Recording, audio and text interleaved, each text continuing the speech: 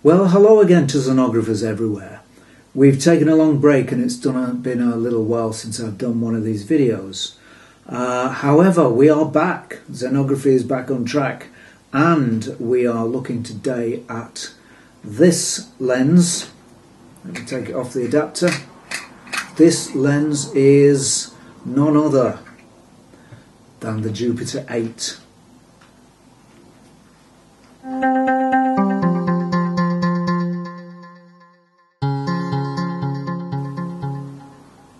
And what we're going to be doing today is we're going to be comparing three examples of the Jupiter 8.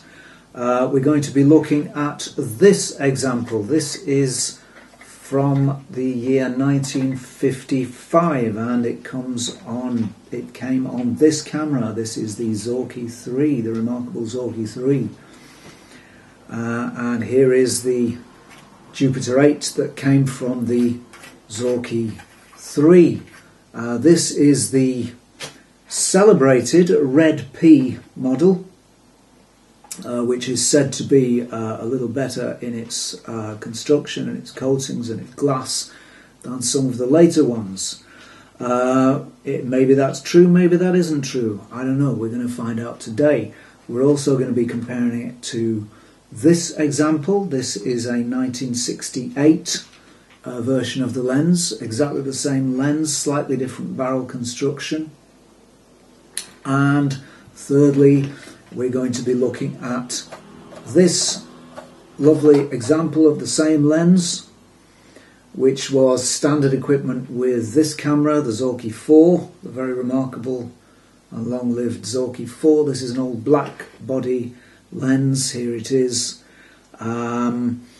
And so we're going to be comparing these to see which is the best, if there's any difference across the years. Some people say the early ones are better, some people say there's no difference, some people say the later ones are a little bit better. So we're going to do some tests and I'm going to let you know the results. First of all, a little bit of history about the lens. The Jupiter 8 is an exact copy of the 1930s Zeiss Sonnar. It's an f2 lens. It opens right up. It's got a lovely wide aperture. It opens right up to f2 and it closes right down to f22, so a very, very big range of apertures. It's an exact clone of the Zeiss Sonnar. There sometimes is a little misunderstanding about that fact. Some people think that the lens was effectively stolen by the Russian forces at the end of World War II. In fact, that's not the case. The entire Zeiss factory and patents were taken as legitimate war reparations for the Soviets at the end of World War II for their contribution to that terrible conflict. And so these are legitimate Zeiss Sonnar descendants. The lens is very, very cheap. It's one of the best bang for buck lenses that you are going to find today. These can be found on eBay and various other places at prices roughly between £25 to, I would say, an upper limit of about £50. You sometimes see them advertised at more than that. Don't pay that because the prices are not that high. They just simply don't command those prices. So expect to pay somewhere between £20 to £50 for one. You can very often pick them up on Zorky 4 or 4K cameras that are listed as not working or just good for parts. Almost always the lens will be good, even if the camera has some faults. They're all metal construction. None of your modern plastics, thank you very much. They have a lovely smooth action, and it's very easy to lubricate them and service them if as sometimes happens, the grease. These are very old lenses now. The youngest one is around, around 40 years old. The oldest ones go up to around 70 years old, and so the grease sometimes dries out. It's very easy to repair them and to lubricate them. We will cover that in another video. Suffice to say, this is one of the cheapest, highest quality lenses you can buy. It's a rangefinder lens, so it's very, very small. If you use them on mirrorless, as I do all the time, I love this lens on mirrorless, it works very, very well. They're very small, the adapter doesn't really take up too much room, and it makes a lovely small package on a mirrorless camera. The Sony A7 series, the Fuji X-T series, Micro Four Thirds cameras, etc., etc. Now, because the Zorkis were Leica derived, the original Zorkis were exact copies of the Leica 2, because the Zorkis are Leica derived, these lenses have a Leica thread mount. They will mount to any Russian rangefinder, they will mount to a lot of Canon rangefinders, and they will mount to most, in fact all, Leica thread mount cameras such as the Varnax. They'll even mount to the M series Leicas. There is some debate about whether you can mount them on a Leica and get the proper focusing. Apparently the registers were slightly different. That is, some people will say the registers, film registers, were slightly different.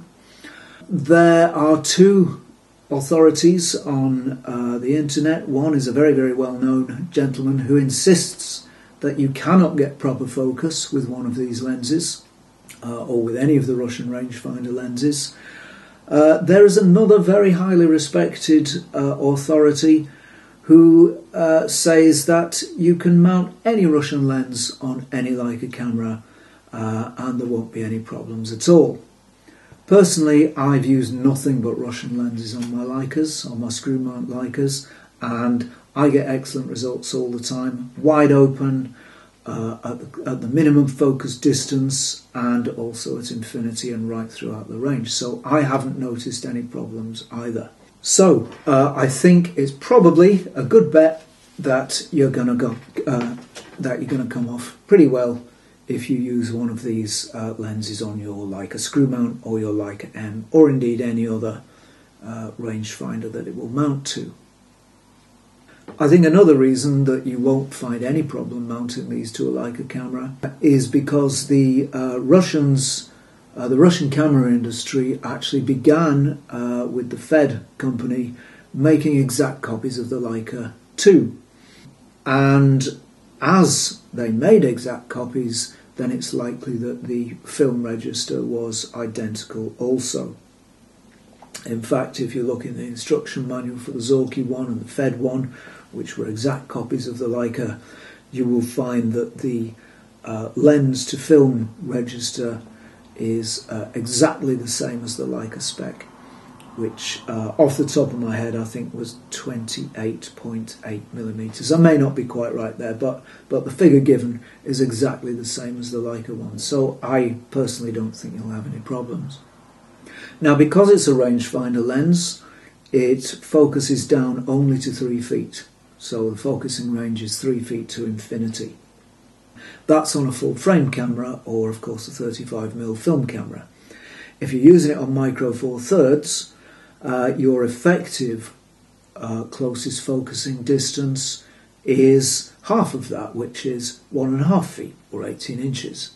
I'm not sure what that is in metric, but it's about that much. Yeah, so you can get pretty close with a Micro Four Thirds camera. The aperture on these lenses is stepless, so they're really good for filmmaking. So stepless aperture, in case you're not sure what that means, it means that there are no clicks on the aperture ring. So as I turn the aperture ring, there are no clicks, it just moves smoothly from f22 to f2 at all points betwixt and between without clicks. And it's great for filmmakers because if you're needing to adjust your aperture during a shot, you can do that very easily with this lens without any unwanted noise or clicking. The downside of that is, especially on the later lenses where the aperture ring tends to be slightly looser is that you might set your aperture to the right point, and while you're focusing it's actually quite easy to turn the wrong bit and to mess up your aperture setting, so you do have to be careful of that. The coatings are fairly basic. They are all coated, but because I think I'm right in saying in that only one element is coated, which I think is the front element. Do correct me if I'm wrong. I think it's only the front element that's coated. Because of that, and because it's a 30s design, they tend to be rather low contrast.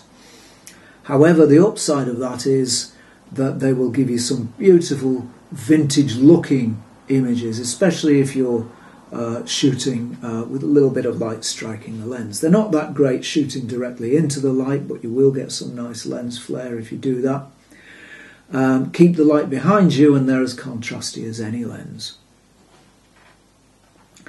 So a little bit more about these versions. This very early one, I don't know if you can see there, just on the ring, on the fascia ring there, there is a red Russian letter P.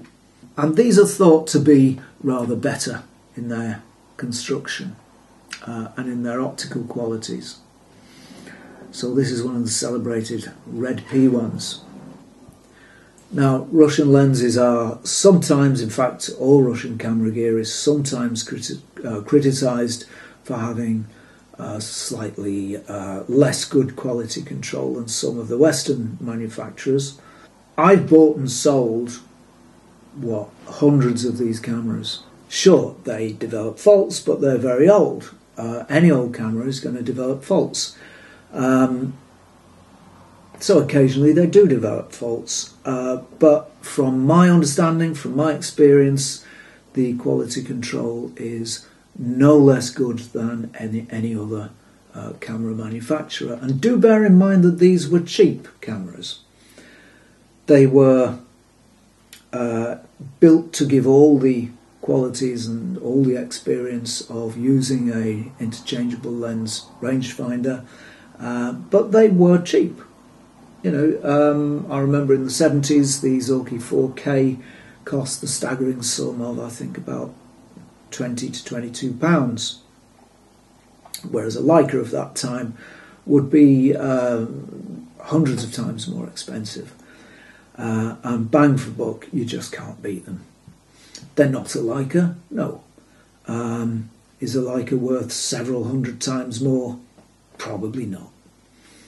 This is a really nice kit. So, let's have a look at some of the actual test shots. I've taken several shots at minimum focus distance at a range of aperture settings, f2, f5.6 and f22. I've taken some shots at infinity, again at the same aperture range, f2, f5.6 and f22. And then I've taken very close crops from more or less the centre of the shot, just to see how the sharpness, contrast, etc. fare under those conditions. So, without further ado, let's have a look at the results we actually got. We'll begin with the 1955 lens, the Red P lens.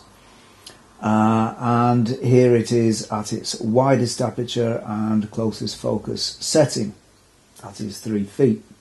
Well, it all looks nice and sharp. You can see the bokeh is nice. We get lovely bubbly bokeh with this lens. Beautiful bubbles and little tricks of the light. Very, very nice out of focus background areas. The crop, you can see that it's pretty sharp. It's relatively sharp. We can read the light year inscription there on Buzz's uniform. The little logo on his arm there, we can see perhaps there's a slight loss of sharpness there, but altogether it's a pretty sharp looking crop. This is right from the centre of the frame, so not bad at all actually in my view. Let's look at the 1968, again at full aperture, f2, closest focusing distance 3 feet, and we can see that perhaps the bokeh isn't quite so nice on that one. It doesn't seem to be quite as bubbly, quite as delicious, quite as soft. Let's look at the crop. Well, the crop is broadly similar, so at f2 both of those lenses are broadly similar. Possibly the 55 version is very slightly sharper, I've got to admit. So I think we've scored a point there for the 55 version. Let's look at the 87 version of the lens.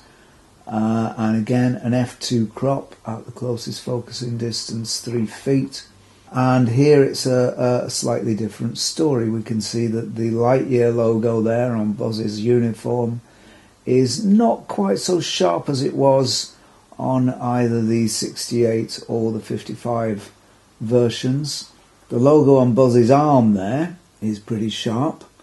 Not a lot of variation, but I don't think it's quite as sharp as the 68 lens was.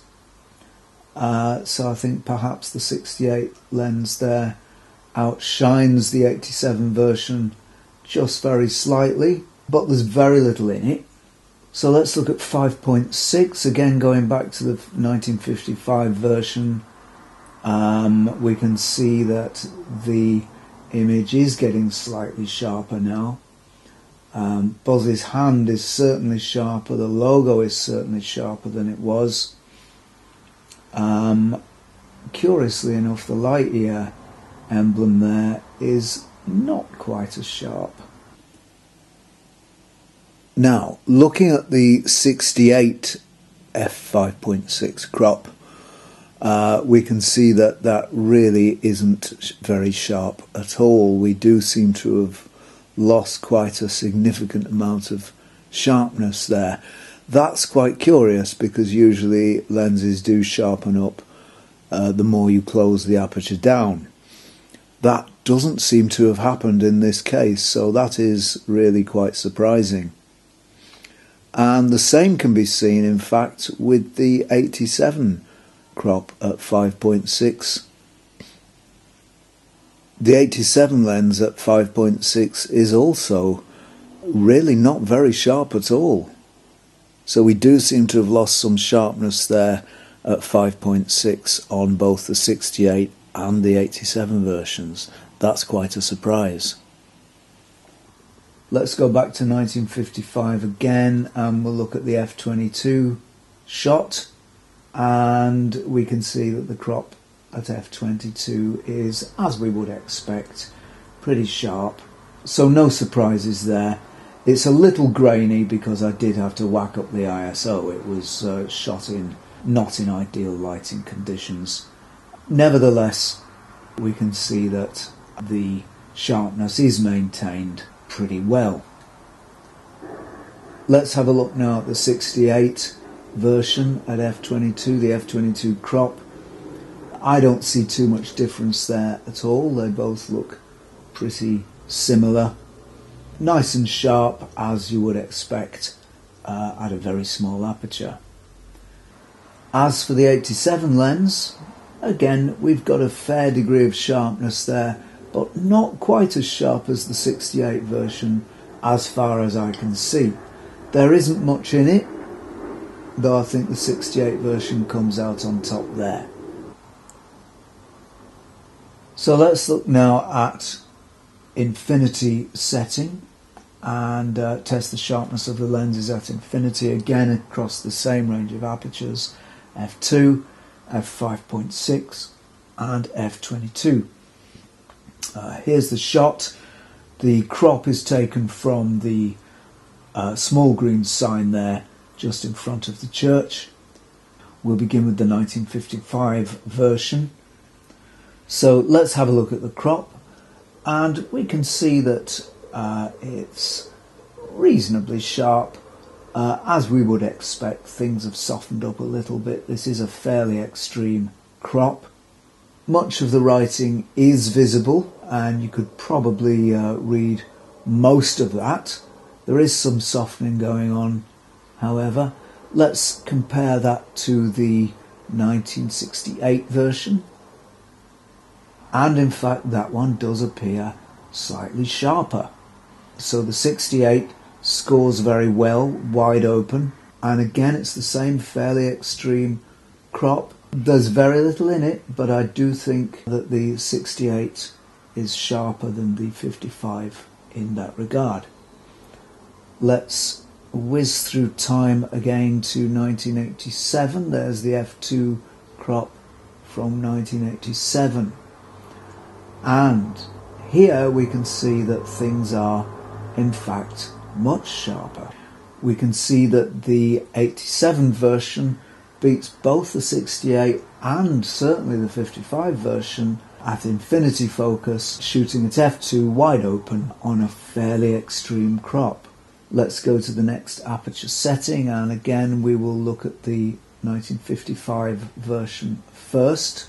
Well, as expected, slightly sharper than it was at f2, but still a little soft. I would have expected it to be a little sharper than that at 5.6, so that's something of a surprise.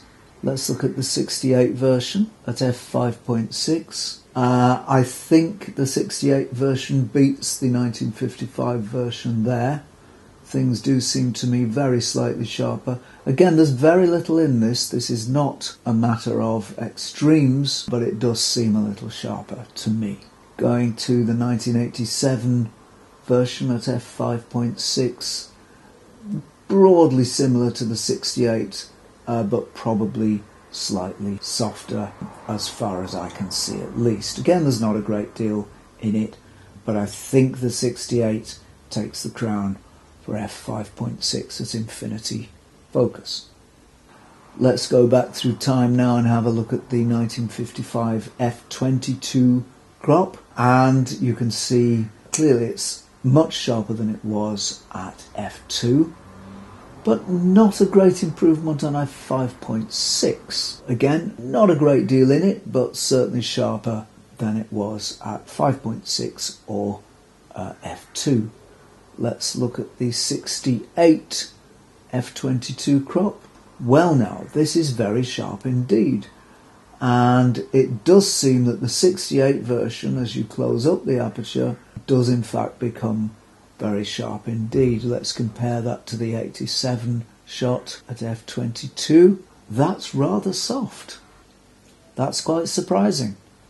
f22, 1987, infinity focus, a fairly extreme crop, and that's quite soft. So there again, the 68 takes the prize for infinity focus at smaller apertures. So that concludes the formal, if we can call it that, testing of our Jupiter lenses from 1955 through 58 up to finally 1987. What can we say? Well, the results, to be honest, are broadly similar, and although they do display some variations in quality across the focus range and across the range of apertures, that variation is pretty small, and it's certainly nothing that you're really going to notice in everyday use with these lenses. The variations are very tiny.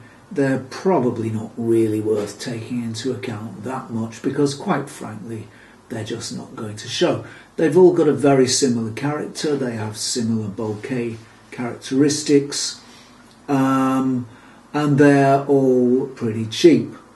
Don't be fooled into buying a very expensive red P lens, because they don't seem to be really any better than the previous, than the later versions. The very latest versions, yes, they do seem to be, at least according to this one, it does seem to be slightly lacking in quality compared to the 68 and the 55, but again, it's not really something that's going to show in everyday photography unless you really want to use it for massive blow-ups or huge crops. And frankly, if you're cropping that close, then what you really need is a lens that's going to focus more closely and you can use more resolution. Which one would I get? Well, I've got all three. Which one do I use on a day-to-day basis the most? The one I've used the most is actually this 68 version, and this is really capable of some very, very nice images indeed. I'm going to show you a range now of shots, just everyday shots that I've taken using, in fact, all three of these lenses, and you'll see that there is very little difference throughout. Again, these lenses are capable of very, very nice results, whichever one you care to pick up, and unless you're really unlucky, you are going to find a lens that's very cheap, very nice to use, and really small and compact, and looks great on any micro four thirds camera, or in fact on any mirrorless camera. So let's have a look at a few shots that we've actually taken in day-to-day use with those.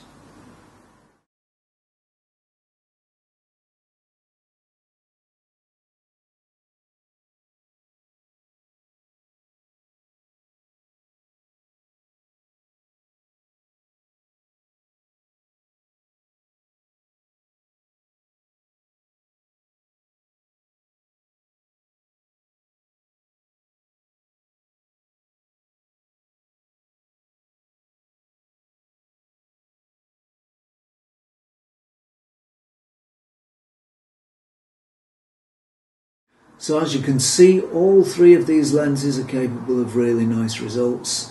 I've used all three of them and many other copies of the same lens with really nice results, and I'm never disappointed, to be honest. I've never really been disappointed. Yes, the test results do show that some have advantages, some have disadvantages. The later one, certainly this example, is not quite as good in these very technical tests, but who shoots in order to produce technical tests? It just doesn't happen in everyday life. As somebody once said, people don't take photos of test charts or test setups as a matter of course.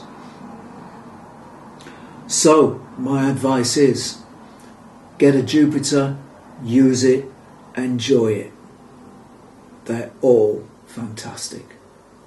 I hope this video has been of some use. I hope it's been of some help. And that's it for now. I'll see you next time for more Zenography. Be seeing you.